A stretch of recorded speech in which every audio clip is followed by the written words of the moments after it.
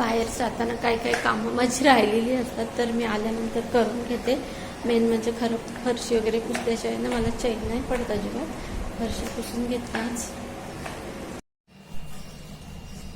आजच्या व्हिडिओची सुरुवात ह्या फुलांना दाखवून करते बघा. माझ्या लक्षात नव्हतं आणि मला डॉक्टरकडे वगैरे जायची घाई होती ना, त्यामुळे मी एक्झिबिशनला गेलो होतो ना तेव्हा आणली होती. तरी फुलं सुकले तरी घरातलं सुगंध दरवळत होता.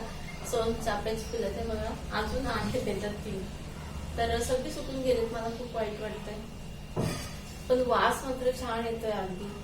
आणि आज व्हिडिओची सुरुवात दाखवते तुम्हाला. खरं तर फुलांना जरी सुकलेली असती तरी ह्यांना सुगंध खूप आहे. तर माझ्या या युट्यूब चॅनलवर श्रद्धा लाईफस्टाईल या युट्यूब चॅनलवर तुमचं सगळ्यांचं मनापासून स्वागत करते. तरी पण जे चांगले चांगले आहेत ना ते देवाला घालणार आहे आणि जे सुकलेले आहेत ते असे ठेवीन वास घरभर पसरण्यासाठी. तर माझा वॉच टाइम आता बऱ्यापैकी तरी वाढलेला आहे. माझा वॉच टाइम किती सांगतो तुम्हाला, माझा जेवढा 4 तास पाहिजे ना त्याच्यापेक्षा डबल होऊन गेलेला आहे माझा. म्हणजे तुम्ही समजा 8,000 समजा, तर त्यातला माझा वर्षाचा लागतो ना 365 दिवसाचा 4,000 लागतो ना.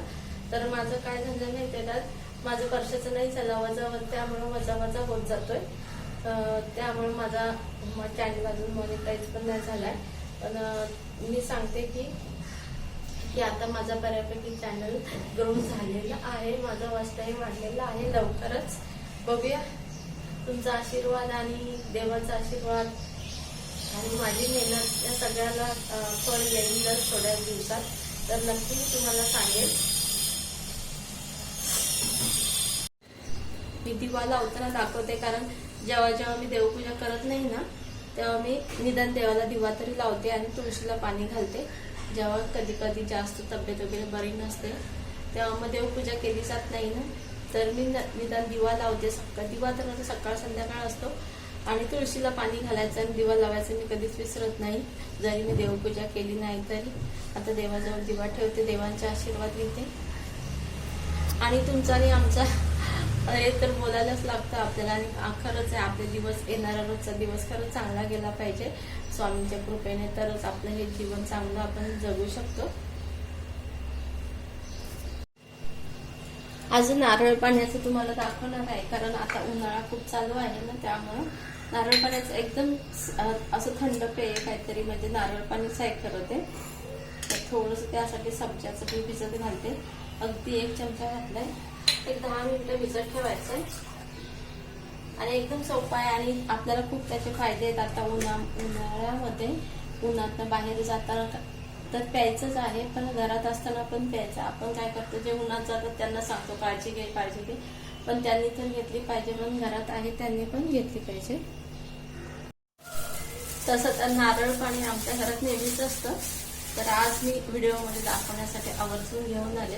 दरवेळेला काढून आणते, आज तुम्हाला नारळ दिसला पाहिजे म्हणून न काढताच आणलंय पाणी. आणि सगळं साल वगैरे काढून आणले की सुरीने जरासं टच केल्यावर नारळ पाणी निघून जाईल, अशा पद्धतीने आणलेलं आहे. बघूया, एकदम सोपं आहे आणि नारळ पाण्याचे खूप सारे फायदे आहेत. तर आपली स्किनसाठी, केसांसाठी आणि परत अशासाठी पचन क्रिया सुधारते. आणि परत आपल्याला काय आता मी बरंच काही पाठ करून ठेवलं होतं, मला आठवतच नाहीये.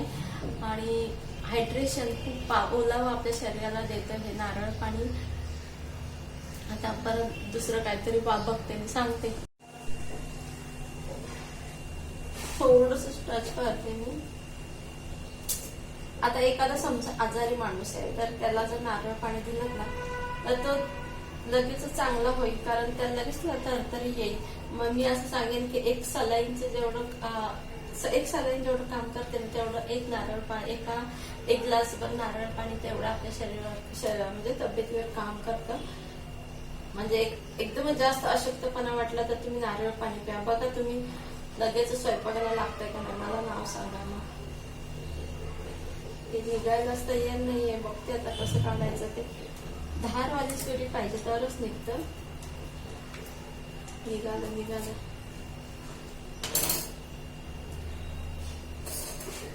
आता उन्हाळ्यामध्ये तर सगळ्यांनाच गरज आहे. आपण काय करतो, आपण तर घेतच नाही. आपल्या मुलांना, आपल्या नवऱ्याला, दुसरे आपल्या घरातले माणसं असतील त्यांनाच देतो. पण बायका ज्या घरातल्या असतात ते स्वतःची काळजी घेण्यात कुठेतरी कमी पडतात. तर तसं करू नका. तुम्ही जर असाल चांगले तर तुमचं घर चांगलं राहील, तुमची मुलं, तुमचा नवरा, तुम्ही सगळ्यांनी जे सासू सासरे असतील तुम्ही सगळ्यांची मदत करू शकता. म्हणजे सगळ्यांना मदत करू शकता. म्हणजे आपण घरात जे कामं करतो ते त्यांच्यासाठीच करतो. म्हणजे आपण स्वतःची सेपरेट कोणतीच गोष्ट करत नाही. आता माझं नारळ पाणी काढून झालेलं आहे. मी एकच सांगेन की एका सगळ्यांचं काम नारळ पाणी करतं की आपला आजार पळवून घालवतं. मी मोजून बघितलं, एकच ग्लास पाणी भरलंय आणि आतली मलाई काढते. पातळ मलाई आहे, खूप छान लागते पातळ मलाई सुद्धा. तर थोडं हे कचरा काढून टाकायचा आणि पाण्यामध्येच मलाई टाकून घ्यायची. हे सगळं आता काढल्यावरच दाखवते तुम्हाला मी, कारण काढण्यात वेळ गेला की व्हिडिओ मोठा होऊन जाईल. हे आम्ही इंदोरला पण आम्ही कोकोनट क्रश असं बोलतात त्याला, पण मी जरा वेगळ्या पद्धतीने करणार आहे. आता हे तर पाणी वगैरे काढून झालंय. आता एक डाळिंब लागणार आहे, म्हणजे थोडेसे दाणे लागणार आहेत त्याच्यामधले. तर मी स्वच्छ धुतेने कापतेने थोडेसे दाणे लागणार आहेत फक्त ह्याच्यामध्ये दाखवण्यासाठी. मी डाळिंब नेहमी अशा 4 तुकडे करते कापते. तर माहित नाही मला डाळिंब कसं निघेल ते, नाहीतर झालंच माझं कल्याण. हे बघा पांढरस निघाले. आता काय जे आहे तेच दाखवते. आता तुम्ही समजून जाईल गुलाबी दाणे ते असं. परवा पण ते फ्रूट कस्टर्डच्या वेळेला पण असंच झालं होतं.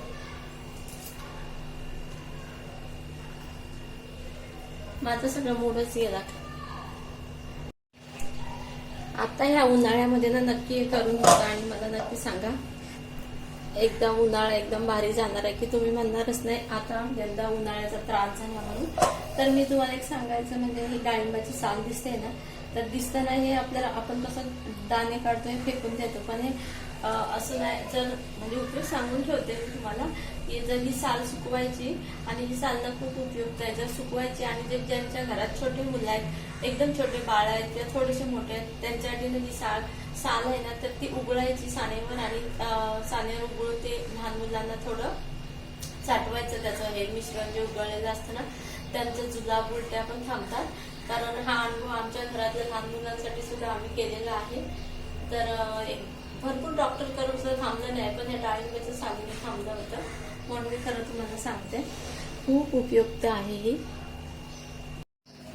जे साहित्य लागणार आहे ते सब्जाचं बी पण भिजून तयार आहे. डाळिंब तर अर्ध ठेवून देते.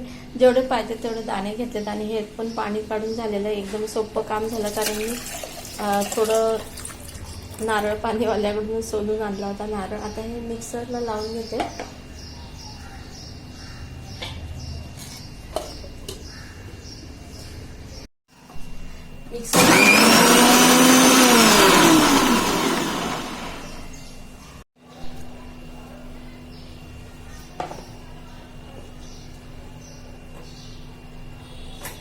माझं रबर सैल झालंय टाकून नीट बसतच नव्हतं, पण बाहेर नाही आलं म्हणा.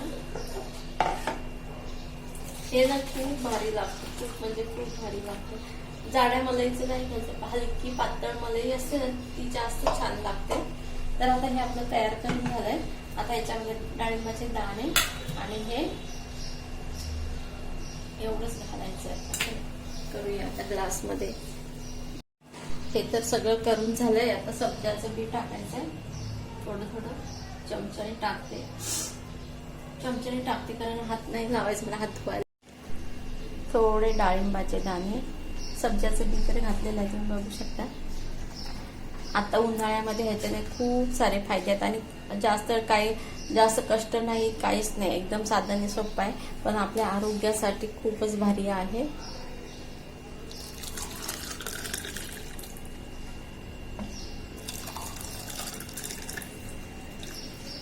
सांडलं थोडंसं कारण मी ट्रायपॉड हातात घेतलाय त्यामुळं.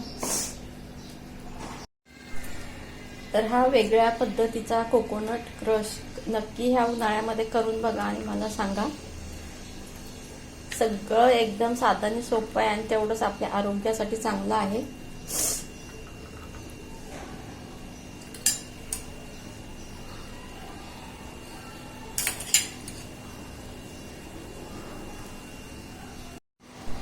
आजचं हे कोकोनट क्रश थंड पेय कसं वाटलं नक्की मला कमेंट्समध्ये सांगा. आणि आता दाखवल्याप्रमाणे मी जरा वेगळ्या पद्धतीने केलेलं आहे. तसं तर फक्त नारळाची म्हणजे नारळ पाणी आणि त्यातली आतली मलाई मिक्सरला बारीक करूनच प्यायला देतात ते कोकोनट क्रश म्हणून, पण मी जरा हेल्दी टच दिलेला आहे, वेगळ्या पद्धतीने केलेलं आहे. तर कसं वाटलं नक्की सांगा मला. आणि ह्या उन्हाळ्यामध्ये करून बघा आणि हे चांगली म्हणजे हेल्दी राहा, सुखी राहा, आनंदी राहा, एवढंच मला बोलायचं आहे.